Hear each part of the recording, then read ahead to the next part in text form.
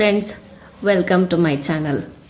ನಾವು ಇವತ್ತು ಸ್ಪರ್ಧಾ ಅರಿವು ಅಂದರೆ ಕೇರ್ ಮಂತ್ಲಿ ಮ್ಯಾಗಝಿನ್ನ ಮಾರ್ಚ್ ತಿಂಗಳಿನ ಈ ಪಾಲಿಟಿ ವಿಷಯದ ಕರೆಂಟ್ ಅಫೇರ್ಸ್ನ ಈ ವಿಡಿಯೋನಲ್ಲಿ ಕವರ್ ಮಾಡೋಣ. ಇದರಲ್ಲಿ ಆಲ್ಮೋಸ್ಟ್ ಒಂದು ಪಾಲಿಟಿಯ 20 ಟಾಪಿಕನ್ನು ಕೊಟ್ಟಿದ್ದಾರೆ.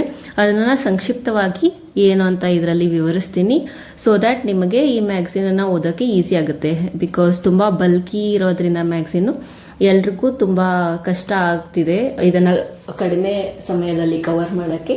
ಅದಕ್ಕೆ ಇದನ್ನು ಆದಷ್ಟು ಸಿಂಪ್ಲಿಫೈ ಆಗಿ ನಾನು ಇದನ್ನು ಕವರ್ ಮಾಡಿರ್ತೀನಿ. ಇದನ್ನು ಒಂದ್ಸಲಿ ನೋಡಿಬಿಟ್ಟು ಆಮೇಲೆ ನೀವು ಡೀಟೇಲ್ ಆಗಿ ಮ್ಯಾಗ್ಝಿನಲ್ಲಿ ಓದ್ಕೋಬಹುದು, ನಿಮಗೆ ಈಸಿ ಆಗುತ್ತೆ. ಹಾಗೆ ಮ್ಯಾಗ್ಝಿನ್ ಬೇಗ ಕವರ್ ಮಾಡ್ಕೋಬೋದು ನೀವು ಅಂತ. ಇದರಲ್ಲಿ ಫಸ್ಟ್ ಟಾಪಿಕ್ ಬಂದ್ಬಿಟ್ಟು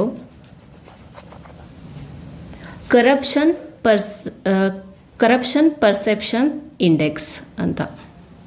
ಯಾವುದು ಫಸ್ಟು ಅಂದರೆ ಭ್ರಷ್ಟಾಚಾರದಲ್ಲಿ ಯಾವ್ಯಾವ ದೇಶಗಳು ಯಾವ ದೇಶದಲ್ಲಿ ಎಷ್ಟೊಂದು ಭ್ರಷ್ಟಾಚಾರ ಇದೆ ಅನ್ನೋದ್ರ ಬಗ್ಗೆ ಒಂದು ಇಂಡೆಕ್ಸನ್ನು ಬಿಟ್ಟಿದ್ದಾರೆ. ಕರಪ್ಷನ್ ಪರ್ಸೆಪ್ಷನ್ ಇಂಡೆಕ್ಸ್ ಫಾರ್ 2024, ಈ ವರ್ಷದ 2024 ಈ ಸಾಲಿನ ಒಂದು ಭ್ರಷ್ಟಾಚಾರದ ಬಗ್ಗೆ ಇಂಡೆಕ್ಸನ್ನು ರಿಲೀಸ್ ಮಾಡಿದ್ದಾರೆ. ಯಾರು ರಿಲೀಸ್ ಮಾಡಿದ್ದಾರೆ ಇದನ್ನು? Transparency internationals.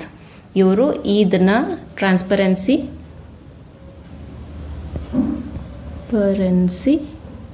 ಇಂಟರ್ನ್ಯಾಷನಲ್, ಇದು ನಿಮಗೆ ಇಂಪಾರ್ಟೆಂಟ್ ಆಗುತ್ತೆ. ಹಾಗೆ ಇಂಡಿಯಾ ಎಷ್ಟನೇ ರ್ಯಾಂಕಲ್ಲಿದೆ ಅನ್ನೋದನ್ನು ನೋಡೋಣ. ಇದರಲ್ಲಿ ಇಂಡಿಯಾ ಬಂದ್ಬಿಟ್ಟು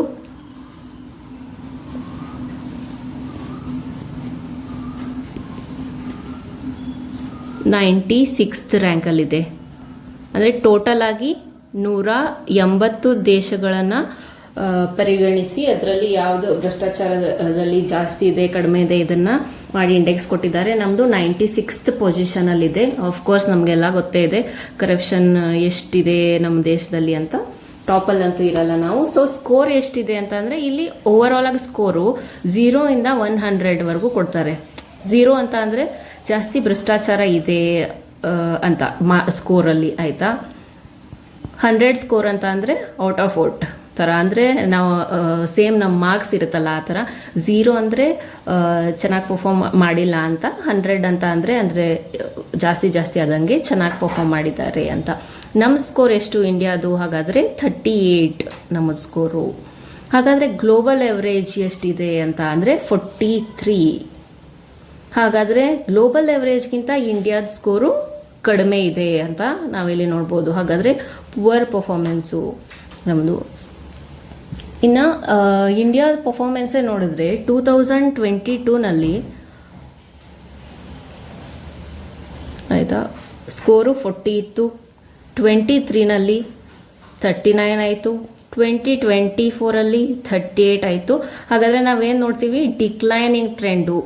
ಕರಪ್ಷನ್ ಪರ್ಫಾರ್ಮೆನ್ಸಲ್ಲಿ ನಾವು ಕಡಿಮೆ ಸ್ಕೋರ್ ಮಾಡ್ತಾ ಇದ್ದೀವಿ ಅಂತ, ಅಂದರೆ ವರ್ಸ್ಟ್ ಆಗ್ತಾ ಇದೆ ಬರ್ತಾ ನಮ್ಮ ಪರ್ಫಾರ್ಮೆನ್ಸು ಅಂತ ಹೇಳ್ಬೋದು, ಆಯಿತಾ. ಇದು ನಮ್ಮದು ಫಸ್ಟ್. ಹಾಗಿದ್ರೆ ಫಸ್ಟ್ ಕಂಟ್ರಿ ಯಾವುದಿದೆ ಅಂತ ನೋಡೋದಾದರೆ ನಮ್ಮಲ್ಲಿ ಇಡೀ ಜಗತ್ತಲ್ಲಿ ಪರ್ಫಾರ್ಮೆನ್ಸ್ ಚೆನ್ನಾಗಿರೋದು ಫಸ್ಟ್ ಕಂಟ್ರಿ ಡೆನ್ಮಾರ್ಕು, 90 ಸ್ಕೋರ್ ಮಾಡಿದೆ. ಸೆಕೆಂಡ್ ಬಂದುಬಿಟ್ಟು ಫಿನ್ಲ್ಯಾಂಡ್, ಥರ್ಡ್ ಬಂದುಬಿಟ್ಟು ಸಿಂಗಾಪುರ್. ಇದು ಫಸ್ಟ್ ಯಾವುದು? Denmark, Finland, next Singapore. ಇದು ಟಾಪ್ 3 ಕಂಟ್ರೀಸು, ಆಯಿತಾ. ನೆಕ್ಸ್ಟ್ ಸೆಕೆಂಡ್ ಇದಕ್ಕೆ ಹೋಗೋಣ. ಸೆಕೆಂಡ್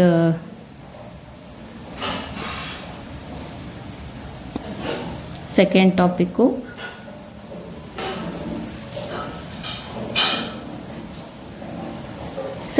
ಬಂದ್ಬಿಟ್ಟು telecom dispute settlements and appellate tribunal ಬಗ್ಗೆ ಕೊಟ್ಟಿದ್ದಾರೆ. ಟಿ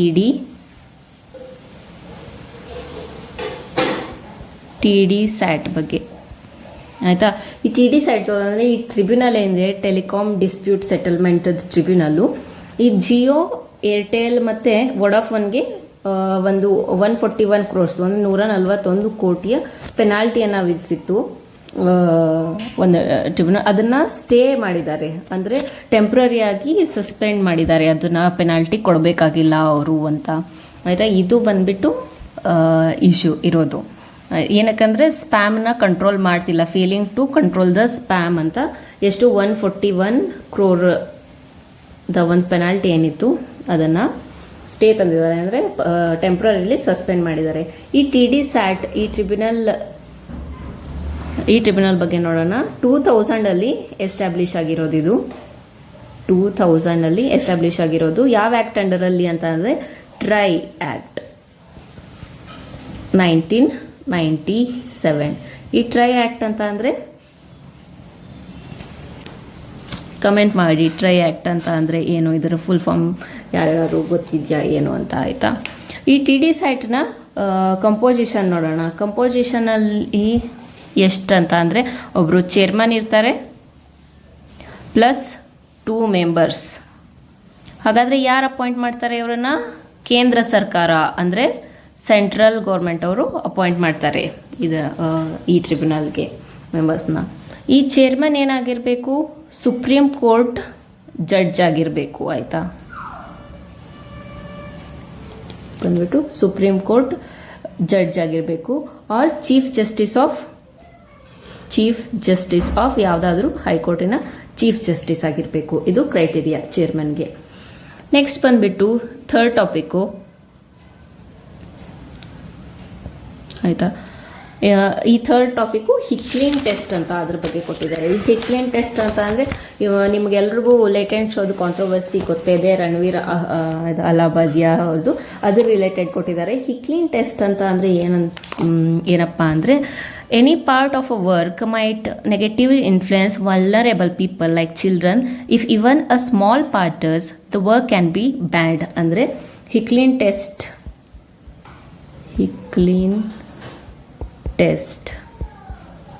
ಇದೇನಪ್ಪ ಅಂತಂದರೆ ಯಾವುದೋ ಒಂದು ವರ್ಕು, ಅಂದರೆ ಈಗ ಏನಿತ್ತು ಅದರಲ್ಲಿ ಒಂದು ಸೋಷಿಯಲ್ ಮೀಡಿಯಾನಲ್ಲಿ ಒಂದು ಕಂಟೆಂಟ್ ಹಾಕೋದಾಗಲಿ, ಒಂದೇನೋ ಕ್ರಿಯೇಟ್ ಮಾಡಿರೋ ಅಂದರೆ ವಿಡಿಯೋ ಆಗಲಿ, ಏನೋ ಒಂದು ವರ್ಕು ವಲ್ನರೇಬಲ್ ಪೀಪಲ್ ಅಂದರೆ ದುರ್ಬಲ ವರ್ಗ ಯಾರಪ್ಪ ಅಂತಂದರೆ ಈ ಕಂಟೆಕ್ಸ್ಟಲ್ಲಿ ಮಕ್ಕಳು ಅಂದರೆ ಚಿಲ್ಡ್ರನ್ಗೆ ನೆಗೆಟಿವ್ ಆಗಿ ಎಫೆಕ್ಟ್ ಆಗ್ತಾ ಇದ್ರೆ, ಒಂದು ನಕಾರಾತ್ಮಕ ಪ್ರಭಾವ ಅವರ ಮೇಲೆ ಬೀರುತ್ತೆ ಅನ್ನುವಂಥ ಕಂಟೆಂಟ್ ಏನಾದರೂ ಇದ್ದರೆ, even small part of the vulnerable section ಅಂದರೆ ಒಂದು ಇರೋ ಎಲ್ಲ ಮಕ್ಕಳಲ್ಲಿ ಒಂದು 10% ಮಕ್ಕಳಿಗಾದರೂ ಅದು ನೆಗೆಟಿವ್ಲಿ ಎಫೆಕ್ಟ್ ಆಗುತ್ತೆ ಅಂತ ಅಂದರೆ ಅಂಥ ವರ್ಕನ್ನು ಬ್ಯಾನ್ ಮಾಡಬೇಕು ಅನ್ನೋದು ಈ ಹಿಕ್ಲಿನ್ ಟೆಸ್ಟ್ ಹೇಳುತ್ತೆ. ಇದಿಷ್ಟೇ ಇದರಲ್ಲಿರೋದು. ನೆಕ್ಸ್ಟ್ ನಾವು ನಮ್ಮ 4th ಟಾಪಿಕ್ ಹೋಗೋಣ.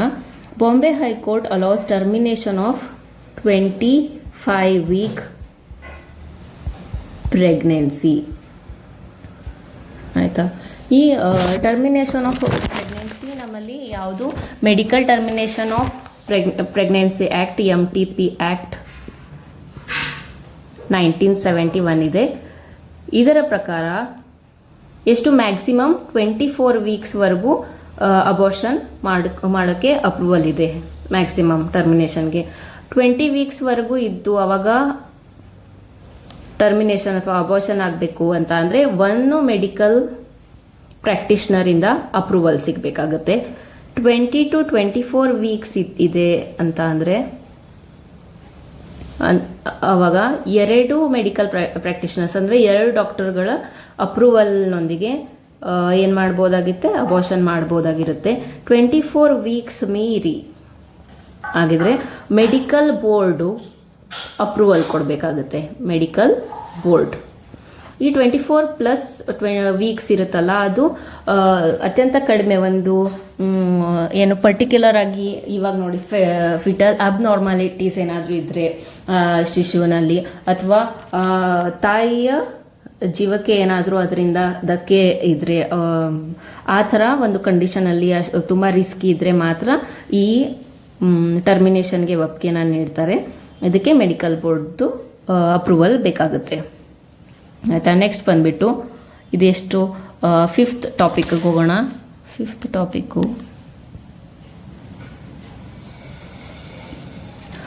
Government invites proposals for setting of ನಾರಿ ಅದಾಲತ್ಸ್.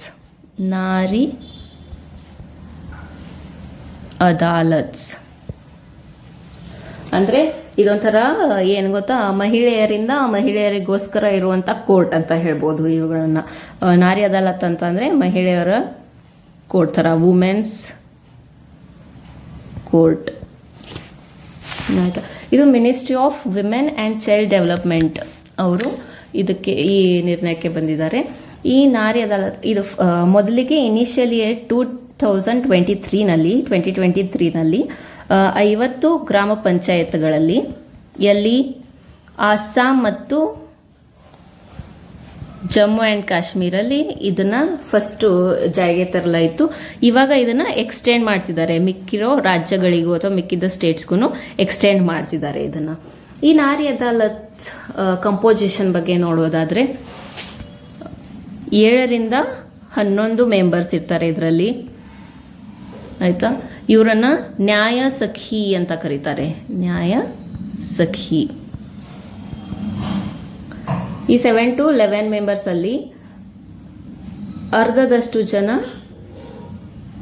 ಎಲೆಕ್ಟೆಡ್ ಗ್ರಾಮ ಪಂಚಾಯತ ಮೆಂಬರ್ಸ್ ಇರಬೇಕಾಗುತ್ತೆ, ಎಲೆಕ್ಟೆಡ್ ಗ್ರಾಮ ಪಂಚಾಯತ ಮೆಂಬರ್ಸ್. ಇನ್ನು ಮಿಕ್ಕಿದ್ದು ಅರ್ಧದಷ್ಟು ಟೀಚರ್ಸು, ಡಾಕ್ಟರ್ಸು, ಹಾಗೆ ಸೋಷಲ್ ವರ್ಕರ್ಸ್, ಕಮ್ಯುನಿಟಿ ನಾಮಿನೇಟ್ ಮಾಡಿರುವಂಥ ಟೀಚರ್ಸ್, ಡಾಕ್ಟರ್ಸ್ ಈ ಥರದವ್ರು ಇರ್ತಾರೆ. ಇದು ನಾರಿ ಅದಾಲತ್ಸ್ ಬಗ್ಗೆ. ನೆಕ್ಸ್ಟ್ ಕಾನ್ಸೆಪ್ಟ್ ಬಂದ್ಬಿಟ್ಟು 6th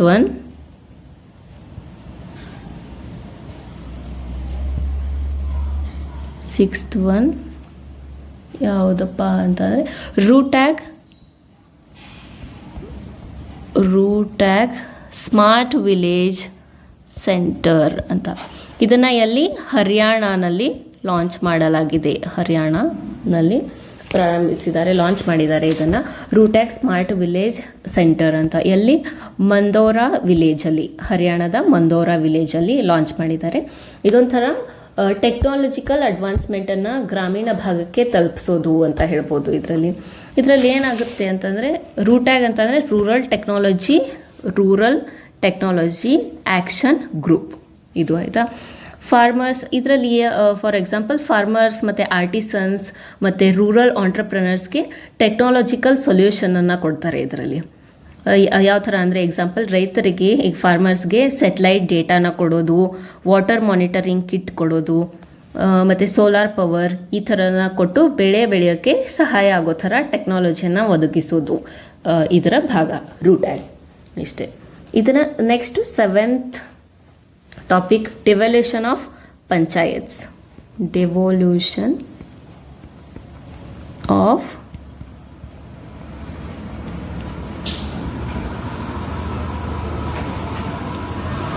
ಪಂಚಾಯತ್ಸ್. ಇದನ್ನು ಮಿನಿಸ್ಟ್ರಿ ಆಫ್ ಪಂಚಾಯತ್ ರಾಜ್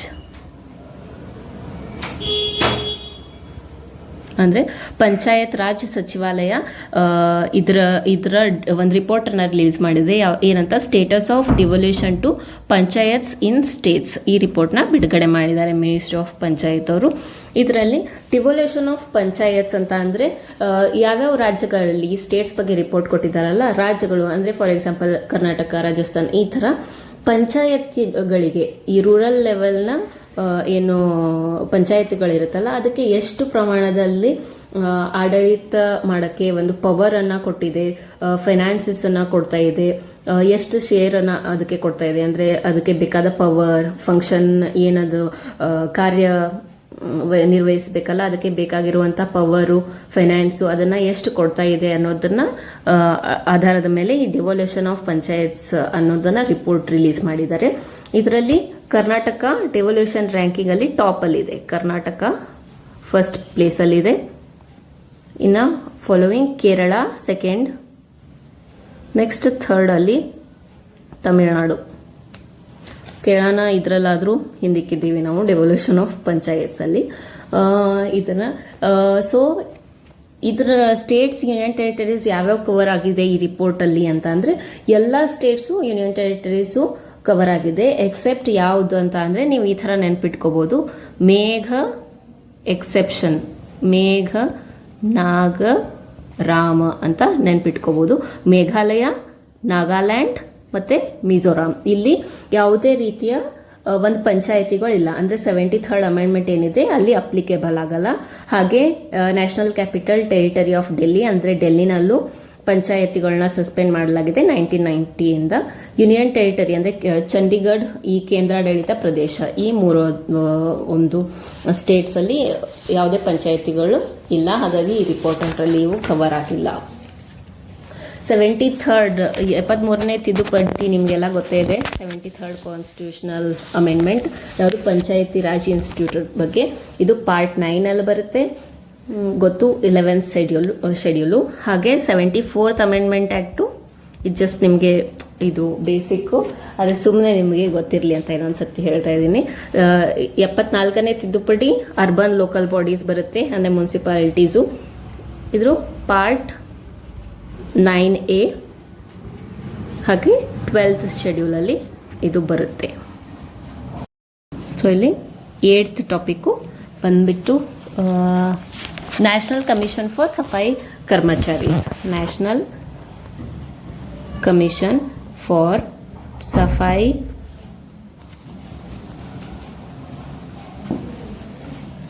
ಸಫಾಯಿ ಕರ್ಮಚಾರಿ.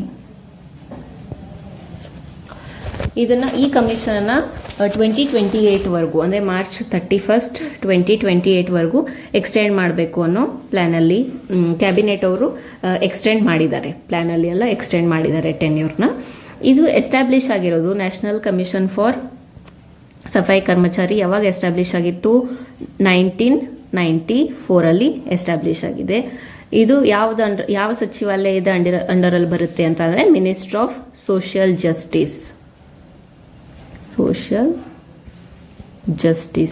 ಕಂಪೋಸಿಷನ್ ಏನಪ್ಪ ಅಂತಂದರೆ ಈ ಒಂದು ನ್ಯಾಷನಲ್ ಕಮಿಷನಲ್ಲಿ ಯಾರ್ಯಾರು ಇರ್ತಾರೆ ಅಂತಂದರೆ ಚೇರ್ಮನ್ ಇರ್ತಾರೆ, ಪ್ಲಸ್ ಒಬ್ಬ ವೈಸ್ ಚೇರ್ಮನ್ ಇರ್ತಾರೆ, ಪ್ಲಸ್ 5 ಮೆಂಬರ್ಸ್. ಈ 5 ಮೆಂಬರ್ಸಲ್ಲಿ ಮಸ್ಟ್ ಆ್ಯಂಡ್ ಶುಡ್ ಒಬ್ಬರಾದರೂ ಮಹಿಳೆ ಇರಬೇಕಾಗುತ್ತೆ. ಇಷ್ಟು ಇವ್ರೇನು ಮಾಡ್ತಾರೆ ನ್ಯಾಷನಲ್ ಕಮಿಷನ್ ಇದೇನು ಮಾಡುತ್ತೆ ಅಂತ ಅಂದರೆ monitors implementation of schemes and laws related to safai karmacharis ಅಥವಾ ಮ್ಯಾನ್ಯುಯಲ್ ಸ್ಕ್ಯಾವೆಂಜರ್ಸ್, ಇದರ ಬಗ್ಗೆ ಇರೋ ಸ್ಕೀಮ್ಸ್ ಮತ್ತು ಲಾಸ್ನ ಒಂದು ಜಾರಿಗೆ ತರೋಕ್ಕೆ, ಇಂಪ್ಲಿಮೆಂಟ್ ಮಾಡೋಕ್ಕೆ ಇದನ್ನು ಮಾನಿಟರ್ ಮಾಡುತ್ತೆ ಈ ನ್ಯಾಷನಲ್ ಕಮಿಷನ್ನು.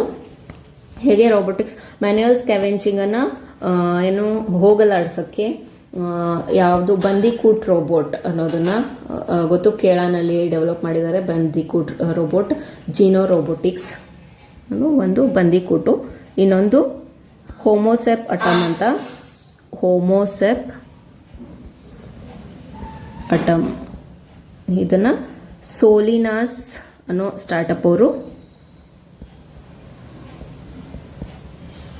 ರೆಡಿ ಮಾಡಿದ್ದಾರೆ. ಆಯಿತಾ. ನೆಕ್ಸ್ಟ್ ಬಂದ್ಬಿಟ್ಟು 9th ಆರ್ಟಿಕಲ್ 101. ಆರ್ಟಿಕಲ್ 101 ಇದೇನು ಹೇಳುತ್ತೆ ಅಂತ ಅಂದರೆ ಇದನ್ನೇನು ಕೊಟ್ಟಿದ್ದಾರೆ, MP ಲೋಕಸಭಾ MP ಅಮೃತ್ ಪಾಲ್ ಸಿಂಗ್ ಅವರು ಇದರ ಅಡಿಯಲ್ಲಿ ಸಸ್ಪೆಂಡ್ ಆಗಬಹುದು. ಅದಕ್ಕೆ ಅದನ್ನು ಸೀಟ್ ವಿಕೆಟ್ ಆಗಬಾರ್ದು ಅನ್ನೋ ರೀಸನ್ಗೆ ಅವರು ಹೈಕೋರ್ಟ್ ಮೊರೆ ಹೋಗಿದ್ದಾರೆ. ಇದ್ರ ರಿಲೇಟೆಡು ನಮಗೆ ಅದು ಇಂಪಾರ್ಟೆಂಟ್ ಅಲ್ಲ, ಯಾರು ಯಾವುದರ ಮೊರೆ ಹೋಗಿದ್ದಾರೆ ಏನಕ್ಕೆ ಅಂತ. ಆರ್ಟಿಕಲ್ 101 ಏನು ಹೇಳುತ್ತೆ ಅನ್ನೋದು ಬೇಕು. ಇದೇನು ಹೇಳುತ್ತೆ ಅಂತ ಅಂದರೆ ಯಾವುದೇ ಒಂದು ಹೌಸ್ನ ಮೆಂಬರ್, ಲೋಕಸಭಾ ಅಥವಾ ರಾಜ್ಯಸಭೆಯ ಮೆಂಬರ್ ಅಂದರೆ MP ಸತತವಾಗಿ 60 ದಿನಗಳ ಕಾಲ ಮೀಟಿಂಗ್ಗೆ ಆಬ್ಸೆಂಟ್ ಇದ್ದರೆ ಅವರನ್ನು ಆ MP ಸೀಟಿಂದ ವೇಕೇಟ್ ಮಾಡಬಹುದು ಅನ್ನೋದನ್ನು ಈ ಆರ್ಟಿಕಲ್ ಹೇಳುತ್ತೆ. ಇದಿಷ್ಟು ಗೊತ್ತಿದ್ರೆ ಸಾಕು. Next freedom of speech. Freedom of speech ಅಂತ ಅಂದರೆ ಗೊತ್ತು, ಆರ್ಟಿಕಲ್ 19 ಕ್ಲಾಸ್ 1 ಕ್ಲಾಸ್ A. ಇದು ಗ್ಯಾಗ್ ಆರ್ಡರ್ ಬಗ್ಗೆ ಕೊಟ್ಟಿದ್ದಾರೆ ಮತ್ತು ರಣವೀರ್ ಅಲಾಹಾಬಾದಿಯ ಬಗ್ಗೆ. ಗ್ಯಾಗ್ ಆರ್ಡರ್ ಅಂತ ಅಂದರೆ ಈ ಸ್ಪೀಚನ್ನು ಯಾವುದೋ ಒಂದು ಮಾತು ಅಥವಾ ಸ್ಪೀಚನ್ನು ಹೇಳೋಕ್ಕಿಂತ ಮುಂಚೆನೇ ಅದಕ್ಕೆ ತಡೆ ಹಾಕೋದು, ಪ್ರೊಹಿಬಿಷನ್ ಹಾಕೋದನ್ನು ಗ್ಯಾಗ್ ಆರ್ಡರ್ ಅಂತಾರೆ. ಇದಿಷ್ಟೇ ಇದರ ಬಗ್ಗೆ ಕೊಟ್ಟಿರೋದು. ಮುಂದಿದನ್ನು ನೆಕ್ಸ್ಟ್ ವಿಡಿಯೋನಲ್ಲಿ ನೋಡೋಣ. ಧನ್ಯವಾದಗಳು.